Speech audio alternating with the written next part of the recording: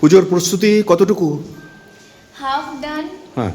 and rest of the all ornaments are left that we have to wear in our Saraswati.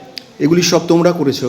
হ্যাঁ সব নিজেরা করো? হ্যাঁ। মূর্তি, হ্যাঁ অর্নামেন্টস হ্যাঁ আর সব কিছু? হ্যাঁ নিজের কোনো সব জুটের তৈরি সব ornaments. এবার থিম কি, মানে কিভাবে করতে চাইছো পুজোটা? থিম হয়েছে আমাদের নিজের বেঙ্গলি কালচার পটচিত্র, এটা দিয়ে আমরা এটাকে সাজিয়ে তুলতে চেয়েছি। অ্যান্ড আমরা এটা পুরো নিজে মানে একদম জুট দিয়ে তারপর নিজের হাতে আমরা সব কিছু তৈরি করছি। আয়োজনের মানে পরিকল্পনা কি কি করেছো, মানে পুজোর দিন থেকে শুরু করে এখন তো প্রস্তুতি চলছে, পুজোর দিনটা কিভাবে শুরু করবে সকাল থেকে পুজোর শেষ হওয়া অবধি?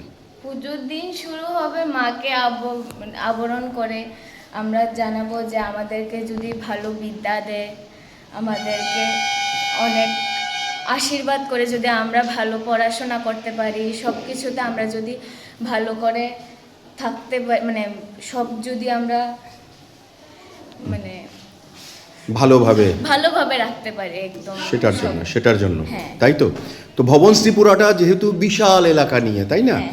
এই প্রান্ত থেকে ও প্রান্ত দেখা যায় না, তো পুজোর আয়োজনেও তো এইরকম নিশ্চয়ই প্রচুর মানুষ আসবে অনেক সকাল মানুষ, থেকে। হ্যাঁ, হুম? অনেক। শুধু ভক্ত আসবে না, না। ইনভাইটিসও তো অনেকে আসবে, হ্যাঁ, হ্যাঁ। তাই না? হ্যাঁ। তো সারাদিন এইভাবেই চলবে। হ্যাঁ।